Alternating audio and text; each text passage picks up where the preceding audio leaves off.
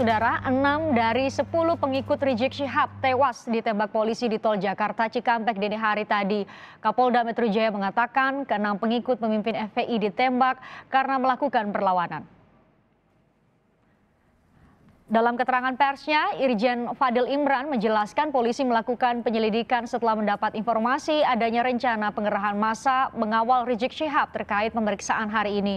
Informasi tersebut kemudian diselidiki, polisi kemudian membetuti kendaraan pengikut Rizik di tol Jakarta Cikampek.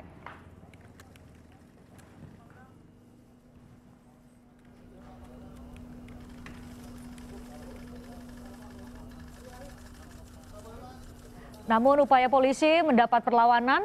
Pengikut Rizik melawan polisi dengan senjata api dan senjata tajam sehingga polisi menembak mati 6 dari 10 pengikut pemimpin FPI tersebut.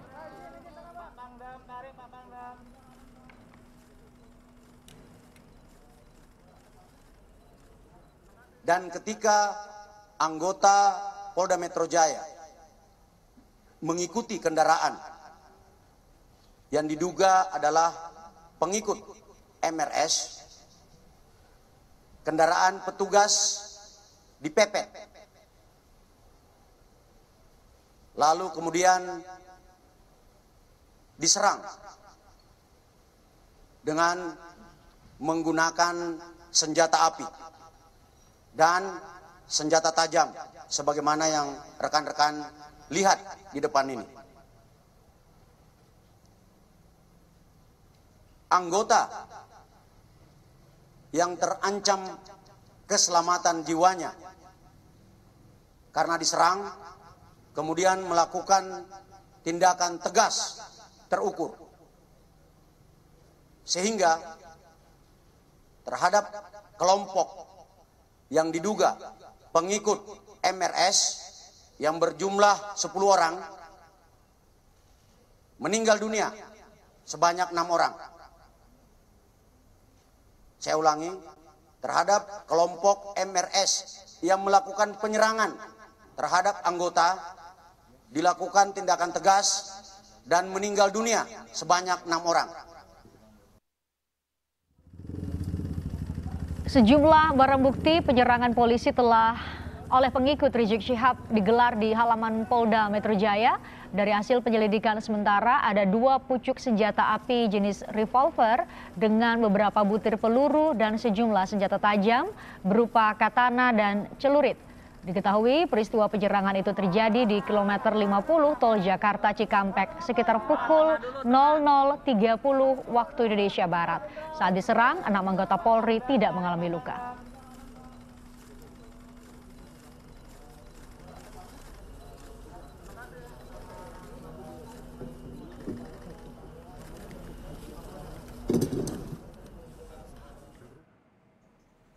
Kapolda Metro Jaya mengimbau Rizik Syihab untuk mematuhi proses hukum.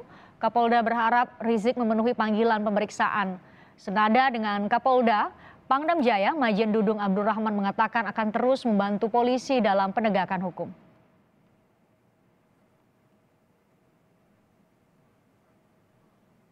Kami menghimbau kepada saudara MRS agar mematuhi hukum, memenuhi panggilan penyidik dalam rangka pemeriksaan. Apabila saudara MRS tidak memenuhi panggilan, kami tim penyidik akan melakukan langkah-langkah penegakan hukum selanjutnya sesuai dengan ketentuan hukum yang berlaku. Selanjutnya, kami, saya dan Pangdam Jaya menghimbau kepada saudara MRS dan pengikutnya untuk tidak menghalang-halangi proses penyidikan. Karena tindakan tersebut adalah tindakan yang melanggar hukum dan dapat dipidana. Dengan undang-undang yang diatur akan memberikan perbantuan Kamtibmas dan penegakan hukum. Tadi yang sudah disampaikan oleh Kapolda dan Kodam Jaya akan mendukung penuh tentang kegiatan-kegiatan yang dilakukan oleh Polda Metro Jaya. Kami solid dan saya minta yang disebutkan tadi MRS segera mengikuti aturan-aturan dan ketentuan hukum yang berlaku. Ya, kami akan tegakkan bersama-sama dengan Polda Metro Jaya. Terima kasih. Bismillahirrahmanirrahim. Assalamualaikum warahmatullahi wabarakatuh. Pertama-tama kami DPP FPI mengucapkan innalillahi wa inna ilaihi rajiun atas wafatnya, atas syahidnya 6 orang laskar kami yang sedang dalam tugas pengawalan kepada pimpinan kami yaitu Imam Besar Habib Rizik Syihab. Semoga ke-6 laskar tersebut diterima syahidnya. Yang kedua, kami sampaikan alhamdulillah Imam Besar kami bersama keluarga dan cucunya alhamdulillah dalam keadaan sehat. Amin. Ya. Dan saat ini sedang dalam pemulihan sebetulnya. Jadi saya di samping kanan saya perkenalkan dulu adalah Kiai Haji Sobri Lubis, adalah Ketua Umum DPP FPI. Di belakangnya adalah Panglima Laskar Pembela Islam, Ustadz Maman Suryadi. Di belakang saya Wakil Panglima Laskar Pembela Islam, Ustadz Jordan. Dan ada pengurus FPI di belakang kita. Jadi pertama-tama saya mau sampaikan bahwa kami sebelum ada pengumuman dari pihak Polda, yang tadi itu pun kita dapatnya dari televisi, sebelum kita mendengarkan pernyataan dari pihak Polda, itu kita masih menganggap ke-6-nya dalam status hilang. Makanya pernyataan kita yang pertama keluar itu adalah pernyataan statusnya masih dalam keadaan hilang kita sebutkan. Karena itu pernyataan dibuat pagi hari ya, sebelum kita mendengar kabar bahwa ke-6-nya sudah syahid. Nah, kemudian saya mau jelaskan kronologi background-nya dulu. Bahwa beberapa hari yang lalu ya, memang ada beberapa pengintai di Pondok Pesantren Habib Rizik, yaitu hari Jumat ya. Hari Jumat itu ada beberapa pengintai yang ditugaskan oleh institusi resmi negara. Ya, saya tidak mau sebut. Oleh institusi resmi negara yang ditugaskan mengintai 24 jam. Mereka menggunakan drone dan peralatan canggih lainnya.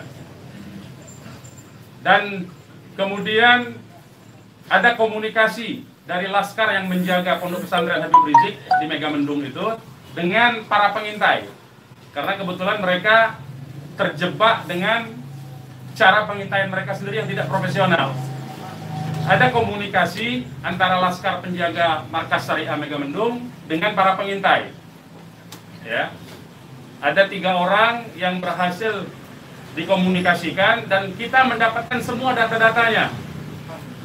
Ya, data-datanya kita dapatkan semua, identitasnya kita dapatkan semua, dan ternyata pengintaian itu bukan cuma terjadi di Megamendung, di lokasi Pondok Pesantren Habib Rizik, tetapi juga di Petamburan sini.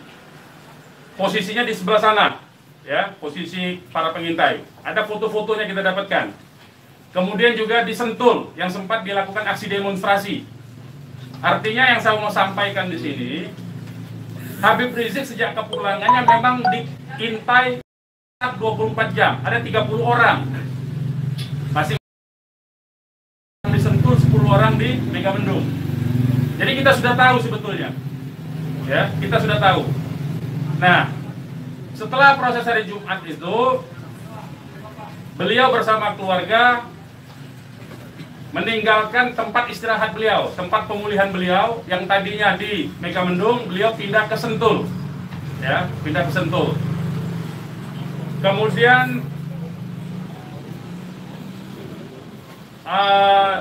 Ahad, ya, malam, yaitu hari Minggu pukul 22.30, artinya lebih sekitar setengah 11-an ya, setengah 11 sampai jam 11 malam, beliau meninggalkan lokasi dari Sentul untuk menuju ke tempat pengajian keluarga.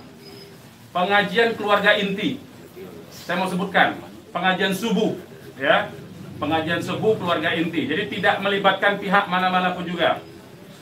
Dengan 4 mobil keluarga. Di dalam mobil ada istri beliau, ada anak dan ada menantu. Artinya ada perempuan di dalam mobil itu. Dan ada cucu beliau. 2 orang masih bayi, 3 orang balita. Ya. Jadi di rombongan Habib Rizik itu ada balita, ada bayi dan masih belum 1 tahun dan ada balita. Itu yang saya mau tegaskan. Jadi ini adalah perjalanan keluarga biasa. Beliau mau melakukan pengajian keluarga saja, karena biasa pengajian subuh keluarga. Ya. Nah, di dalam perjalanannya lebih kurang pukul 12.30 artinya setengah 1 malam, rombongan beliau dengan dikawal. Beliau menggunakan keluarga menggunakan 4 kendaraan roda 4 dan dikawal oleh 4 mobil juga oleh laskar. Ya. Nah, di dalam perjalanan ada orang yang menguntit sejak dari keluarnya beliau dari Sentul itu. Ya. Terus dikuntit dan akhirnya para penguntit ini berusaha memotong entah apa tujuannya. Kita sebut karena kita tidak tahu apakah dia petugas resmi atau bukan, karena dia tidak berseragam, ya. Harus disebut tidak berseragam. Ini orang-orang tidak berseragam. Berusaha memotong rombongan, ya, dan menyetop kendaraan. Nah, para pengawal tentu saja bereaksi untuk melindungi, ya, untuk melindungi Imam Besar Habib Rizik Syihab. Itu reaksi normal, karena memang mereka bertugas untuk mengawal. Reaksi normal. Yang patut diberitahukan kepada teman-teman pers semua, bahwa fitnah besar kalau laskar kita disebut membawa senjata api dan tembak-menembak. Fitnah itu. Laskar kami tidak pernah dibekali dengan senjata api. Kami terbiasa tangan kosong. Kami bukan pengecut. Jadi fitnah. Dan ini fitnah luar biasa, pemutarbalikan fakta dengan menyebutkan bahwa laskar yang lebih dahulu menyerang dan melakukan penembakan. Kalau betul itu coba dicek senjata apinya, nomor register senjata apinya, pelurunya itu semua tercatat. Cek saja, silakan dicek. Pasti bukan punya kami, karena kami tidak punya akses terhadap senjata api dan tidak mungkin membeli dari pasar gelap. Ya, jadi bohong sama sekali. Apalagi di FPI, di kartu anggota FPI dan kartu anggota LPI disebutkan bahwa setiap anggota FPI dilarang membawa senjata tajam, senjata api, bahkan dan bahan peledak. Itu dilarang di kartu anggota kita punya. Ya. Nah, jadi upaya-upaya memfitnah, memutarbalikkan fakta hentikanlah. Ya. Hentikanlah. Nah, kemudian kejadiannya, ya, kenapa kami menyatakan laskar kami dalam keadaan hilang? Karena memang kami belum tahu keberadaannya di mana. Itu membuktikan bahwa mereka dibunuh dan dibantai, saudara-saudara. Ya. Kalau sejak awal tembak-menembak itu berarti dia tewasnya di tempat dong. Tewas di tempat pasti banyak. Semalam saya sendiri sampai jam 3 sudah ngecek dengan teman-teman yang di lapangan, tidak ada jenazah di situ, tidak ada keramaian di situ. Yang ada justru petugas aparat setempat yang ada di lokasi yang diperkirakan di sekitar pintu tol Karawang Timur. Ya, di tengah malam itu saya suruh cek. Begitu saya mendengar ada berita terjadi ada laskar kita yang ditembak, kita suruh cek ke pintu tol Karawang Timur. Ternyata tidak ada mobil laskar di situ. Mobil laskar tidak ada, jenazah tidak ada. Kalau itu memang tembak-menembak dan tewas di tempat, itu pasti ada jenazah di situ. Pasti membutuhkan proses lama untuk evakuasi di situ. Tetapi ini tidak ada. Dan bahkan saudara-saudara perlu ketahui, teman-teman media, sempat salah satu laskar mengirimkan voice note rintihan dari salah satu laskar kita yang ditembak. Itu artinya apa? itu artinya laskar kami dibawa ke satu tempat dan dibantai di tempat itu. Dibantai di tempat lain. Itu artinya. Dan kemudian waktu kemudian setelah voice note terkirimkan, tidak ada lagi HP dari laskar 6 orang itu yang aktif kita hubungi. Kita sudah cari sampai pagi tadi, sampai siang tadi sebelum pengumuman dari pihak Polda, kita sudah cari kemana-mana, ke rumah sakit kita cari, ke kantor polisi kita cari, karena kita anggapnya itu orang hilang. Dan ternyata kemudian ada pengumuman bahwa seperti yang dinyatakan fitnah, yang menyatakan tembak menembak itu. Ya. Nah, jadi sekali lagi saya mau katakan tidak betul, ya, berdasarkan fakta-fakta dan kronologi yang saya sampaikan bahwa terjadi tembak menembak dan laskar memiliki senjata api itu tidak betul sama sekali. Itu fitnah besar terhadap kami, fitnah besar terhadap umat Islam. Kami anggap itu upaya memutarbalikkan fakta yang tidak pada tempatnya.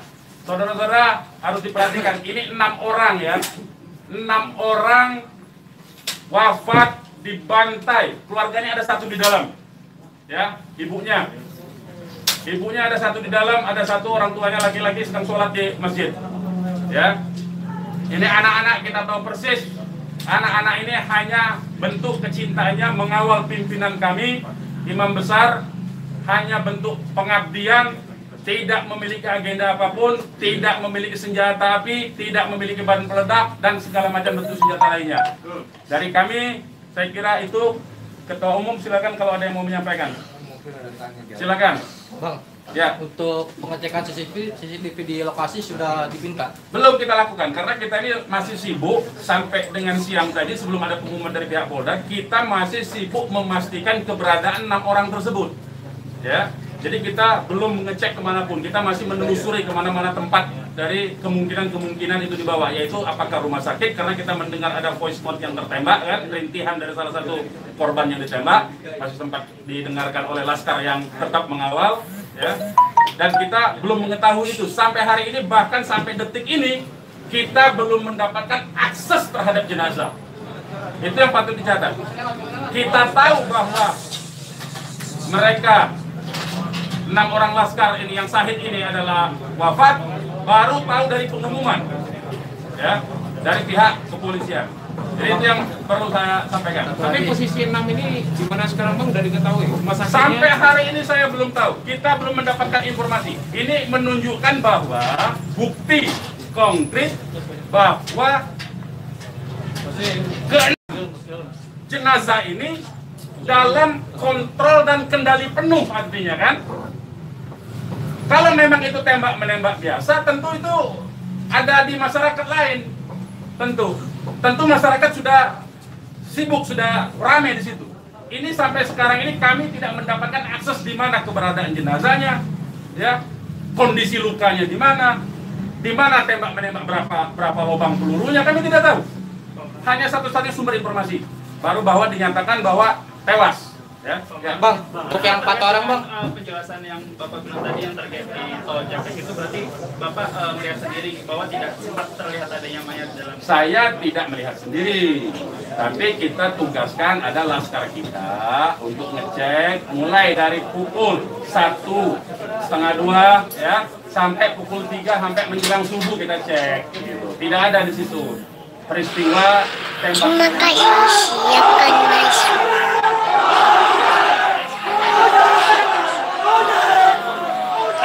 Terima kasih. Silakan masuk. Lokasi yang kita duga tempat terjadinya itu. Bang, untuk yang 4 orang yang masih sisa itu kan ada 10 orang kan yang dikabarkan yang mengawal itu 4 mobil. Jadi lebih dari 10 orang. Berarti yang sisanya itu bakal bisa menjadi saksi dong Bang? Insya Allah bisa, ya, insya Allah bisa. Tapi konsentrasinya 2 mobil konsentrasi terus melakukan pengawalan terhadap Habib Rizik, ya. Yang 2 mobil lagi itu yang berhadapan dan untuk upaya ditangkap oleh pihak yang kita belum tahu sampai sekarang. Tapi diakui oleh mereka itu sebagai polisi kan. Mestinya kalau polisi, saya mau katakan, kalau polisi dalam upaya penyidikan itu mestinya penyerahan surat. Kan surat sudah diserahkan, untuk apa lagi dikuntit? Kan Habib Rizik tinggal datang atau tidak kan. Kalau dia datang kan ada upaya-upaya hukum yang mereka gunakan berdasarkan kewenangan mereka. Tidak perlu ada kuntit-menguntit seperti itu. Ya, jadi ini menjadi catatan penting ya. Ini menjadi catatan penting. Habib Rizik sudah dipanggil dan kita sudah mendatangi hari ini pengacara kita. Ya, jadi tidak ada kaitan itu dengan bahwa Habib Rizik seperti apa tidak ada. Ya, itu proses mekanisme hukum biasa. Ya, silakan yang lain. Pak, ada langkah-langkah hukum atau langkah apa terkait kejadian ini? Ya tentu begini. Jadi ini tidak boleh ada satupun ya warga negara ya penjahat sekalipun ya itu dibenarkan untuk dilakukan apa yang disebut dengan extrajudicial killing seperti itu.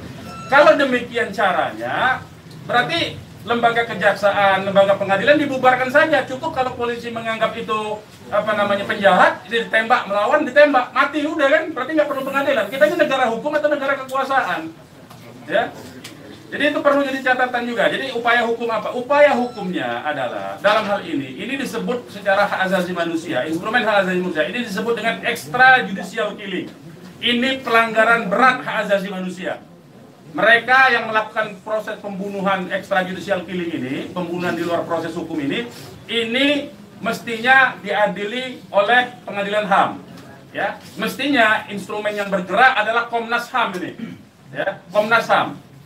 Ya, kita minta Komnas HAM secara terbuka untuk melakukan penyelidikan karena ini jelas-jelas by intention ini, ya.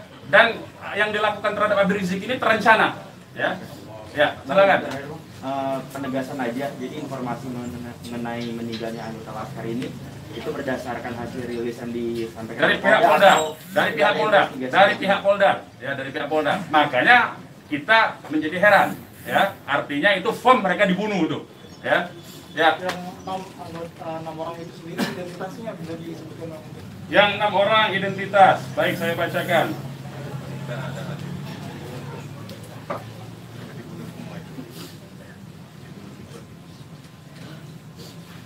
Saya bacakan nama-nama laskarnya ya. 1 Faiz. Ini nama panggilan, kita belum cek nama aslinya ya. Ini baru nama panggilan dari teman-temannya yang mengabarkan. 1 Faiz, 2 Ambon, 3 Andi. Yang Andi ini ibunya sudah ada di sini, di dalam kantor kita. 4 Reza, 5 Lutfi, 6 Kadafi. Ya. Semuanya adalah anggota Laskar dari Laskar DKI. Ya. Saya ulangi lagi, Faiz, Ambon, Andi, Reza, Lutfi dan Kadafi, ya, 6 orang. Usianya sendiri rentangan ada? Usianya kita masih cross check dengan keluarga ya.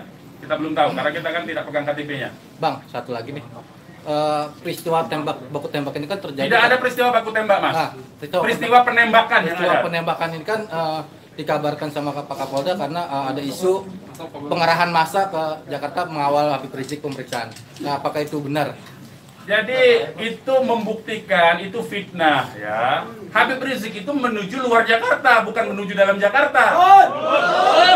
Jadi kebohongan-kebohongan seperti itu tidak layak dikutip menurut saya. Ya, tidak boleh informasi publik dijejali dengan berbagai macam kebohongan. Ya, hentikan kebohongan. Habib Rizik menuju arah luar Jakarta, bukan menuju dalam Jakarta. Menuju ke tempat pengajian. Pengajian itu pengajian keluarga. Keluarganya keluarga inti. Terdiri dari, ya kalau saya sebutkan nanti Habib Rizik terancam nyawanya. Mau tanggung jawab nggak nanti? Lokasi penembakannya di mana, Pak? Lokasi penembakan diperkirakan pintu tol Karawang Timur. Yang udah dicek di sana di mana? Sudah dicek di situ. Karawang Timur. Pintu tol Karawang Timur. Sudah kita cek. Berarti kalau dari rombongan HRS sendiri nggak ngelihat ada tembak-menembak di situ ya, Pak? Yang tiba-tiba tidak ada, memang tidak ada tembak-menembak. Ya, memang tidak ada tembak-menembak. Sudah saya katakan berulang-ulang, tidak ada tembak-menembak. Kalau bahasanya tembak-menembak, itu artinya dua belah pihak memiliki senjata api yang sama. Jadi kayak saya mohon lah ya, penggunaan diksi ini, kita didiklah masyarakat ini, didiklah publik ini, edukasilah publik ini dengan fakta yang sesungguhnya. Dari kami menyatakan tidak ada tembak-menembak. Kalau konotasinya penggunaan diksi tembak-menembak, itu dua belah pihak saling memegang senjata api. Tapi sempat mendengar senjata api dari polisi atau apa? Bagaimana? Salah satu mobil sempat terkena sempi dan sebagainya, Pak? Bukan salah satu mobil, 6-6-nya udah tewas sekarang dinyatakan sendiri oleh mereka. Mengakui. Lihat 4 rombongan itu, Pak, 4 mobil itu, Pak. Satu mobil. Ya, sudah saya katakan tadi, yang mengawal Habib Rizik ini 4 mobil. 2 mobil terus mengawal Habib Rizik menuju tempat pengajian, yang 2 lah kemudian yang berusaha dihadang oleh OTK ini. Begitu, saudara.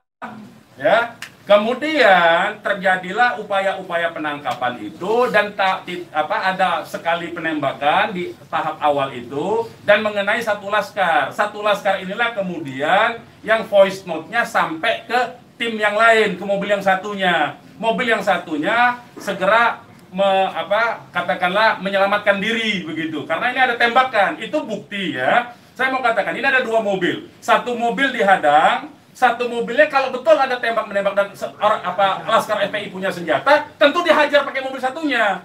Ini kan tidak terjadi. Buktinya yang satunya mobil kita, laskar kita menyelamatkan diri begitu loh. Ya, itu faktanya.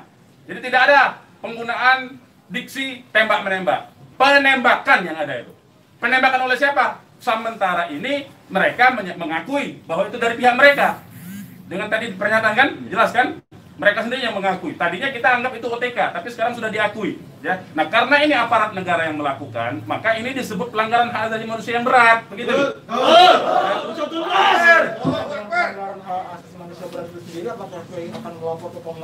Oh iya, kita akan berupaya tentu saja. Ya, kita akan menggunakan seluruh mekanisme hukum untuk melaporkan peristiwa ini. Ini tidak boleh didiamkan. Sebab bisa saja nanti Anda semua akan ditembak nanti kalau kritis. Ya, karena Anda wartawan tentu saja menyuarakan yang kritis. Kalau Anda tidak disenangi kritik Anda nanti, Anda akan menjadi sasaran. Semua warga negara Indonesia akan diperlakukan sewenang-wenang seperti ini. Ini tidak boleh dibiarkan. Ya, kami masih bersabar dengan menggunakan upaya mekanisme hukum. Ya, yaitu akan berupaya melaporkan ini ke Komnas HAM. Karena ini kita sebut pelanggaran HAM berat. Ya. Ada upaya dari FPI untuk mengkonfirmasi soal identitas 6 orang itu nggak, Pak? Enggak, nanti kita keluarganya tentu ini sekarang aja sudah ada 3 keluarga ya. Insya Allah dari keluarga nama-namanya identitasnya akan kita dapatkan dalam waktu segera dan akan kita keluarkan identitas keluarga masing-masing termasuk umur, alamatnya ya. Sudah ada yang dihubungi pihak Polda terkait 6 jenazah itu? Belum ada. Ini kita tidak punya akses informasi ya. Pak, untuk jenazah sendiri ada di mana Pak? Karena kan di Polri sendiri tadi belum ada jenazah ke-6 orang. Nah itu tanya ke mereka yang nembak, mereka yang mengendalikan jenazah, kenapa tanya kita? Tanyanya mereka itu. Itu bukti mereka menguasai itu jenazah, ya. Dan dalam kewajiban seorang Muslim itu jenazah harus segera diserahkan kepada keluarga, ya. Jangan dilama-lamakan. Dan keluarga menolak otopsi, tidak dibenarkan otopsi tanpa izin dari keluarga. Terkait dengan kejadian ini sendiri, responnya Habib Rizik itu apa? Ya, beliau tentu saja mengucapkan innalillahi wa inna ilaihi rajiun. Ya, beliau sangat berduka, sangat bersedih karena ini adalah laskar yang semata-mata mengabdi kepada beliau untuk mengawal beliau. Ya. Beliau sangat sedih tentu saja. Ya, beliau sangat sedih. Balik lagi ke orang yang mengintai itu, Pak, bagaimana FPI memastikan 30 orang itu benar adalah pengintai yang berasal dari lembaga negara, termasuk yang 3 orang di Megamendung? Ya, kita punya pengakuannya, kita punya data-data laporan mereka, ya, kepada atasan mereka, kita punya sampai sekarang ini. Nah, kita tidak tahu apakah ini adalah bentuk-bentuk upaya balas dendam dari terbongkarnya coverage mereka. Kita tidak tahu, ya, kita tidak tahu. Pak, laskar itu tadi disebut polisi adalah laskar khusus yang berusaha menghalangi penyidikan Habib Rizik. Itu penyidikan apa? Penyidikan itu di kantor polisi, Mas. Jadi jangan polisi jangan sembarangan lah, ya, saya kira. Penyidikan itu di kantor polisi dan Habib Rizik itu akan dipanggil. Yang dihalangi itu apa? Tidak ada upaya menghalangi. Habib Rizik itu mau menuju pengajian. Apa yang disidik? Apa yang disidik? Pertanyaannya. Penyidikan apa? Ya. Tidak ada upaya menghalangi itu, ya. Tidak ada upaya menghalangi. Itu fitnah, lagi-lagi itu fitnah. Ini upaya untuk melepaskan diri dari jerat hukum. Ini pelanggaran HAM, saya katakan. Ini pelanggaran HAM, sekali lagi. Ya. Tidak boleh lepas dari jerat hukum ini. Tidak boleh, karena kekuasaan lepas dari jerat hukum. Tidak boleh. Tidak ada upaya menghalang-halangi itu. Karena Habib Rizik jelas mekanisme hukumnya. Ya, tinggal dipanggil, tinggal di keterangan saja. Ya, silakan yang lain. Masih ada? Bang. Ya. Bang, ini barusan IPW merilis tentang kasus ini. Siapa? IPW, Indonesian Police Watch. Jadi IPW mendesak untuk Jokowi mencopot Kapolri sama membentuk tim pencari fakta bahwa ada pelanggaran di sini. Apakah teman-teman FPI akan menggandeng IPW juga untuk membentuk tim fakta? Ya, kalau IPW kan LSM memang dia selama ini berfungsi untuk menjadi pengawas polisi kan, namanya Police Watch kan. Ya, saya setuju, tentu saja terima kasih atas dukungan dari IPW untuk supaya kasus ini dibentuk tim independen. Saya setuju. Tim independen itu tentu saja menurut saya harus dipimpin oleh Komnas HAM karena kewenangan itu ada di Komnas HAM ya. Baik, yang lain. Ada rencana untuk melapor ke Propam juga mungkin, Bang? Ya, jeruk makan jeruk nantinya, Mas. Ya, jeruk makan jeruk. Nah, ya. Nanti ini yang jelas ini saya katakan ini ada unsur dugaan kuat pelanggaran hak asasi manusia yang berat. Ya. Karena dia pelanggaran hak asasi manusia yang berat, maka kewenangan itu ada di Komnas. Ya, bukan lagi di Propam. Kalau Propam itu sekedar profesi saja. Ya. Oke, yang lain kalau tidak ada kita ini. Bang. Ya, ini mungkin insyaallah kita akan masukkan juga untuk bisa membuat tim pencari fakta dari DPR dan seluruh instansi yang terkait agar supaya tim independen bisa segera dilaksanakan, bisa terlaksana dengan yang berwibawa, dengan banyak instansi sehingga kita bisa melihat meminimalisir celah-celah kebohongan ya. Jadi seperti itu. Insya Allah Ta'ala dengan tim pencari fakta independen untuk bisa menguak bagaimana peristiwa ini yang sebenarnya, walaupun kita sudah melihat bagaimana fitnahan-fitnahan yang ditujukan kepada Front Pembela Islam maupun kepada laskar-laskar kami itu semuanya, tapi tetap perlu untuk bisa terkonstruksikan ya dengan data-data dan bukti-bukti, insya Allah Ta'ala dengan keterbukaan dan juga dengan rasa keadilan, insya Allah Ta'ala. Oke, silakan yang lain teman-teman kalau masih ada. Sekarang Pak Habib Rizik posisinya sedang di mana? Oh, kalau kami kasih tahu nyawa Habib Rizik yang terancam, mohon maaf ya, kita tidak bisa kasih tahu soal itu. Baik, yang lain nggak ada? Baik, kepada teman-teman media, sekali lagi saya ucapkan terima kasih yang banyak ya, jazakumullah khairan jaza atas profesionalisme ya, cross check cover both side dari teman-teman, karena memang pemberitaan tidak boleh berdasarkan hanya satu pihak saja. Kami hanya menuntut kemukakanlah fakta dengan apa yang sesungguhnya dari kedua belah pihak. Nanti masyarakat yang akan menilai itu ya. Yang jelas penggunaan diksi tembak-menembak saya kira harus dihentikan, karena itu adalah framing yang jahat terhadap orang tidak berdosa, yaitu 6 orang yang syahid ini. Demikian dari kami. Terima kasih. Billahi taufiq wal hidayah. Wassalamualaikum warahmatullahi wabarakatuh. Takbir!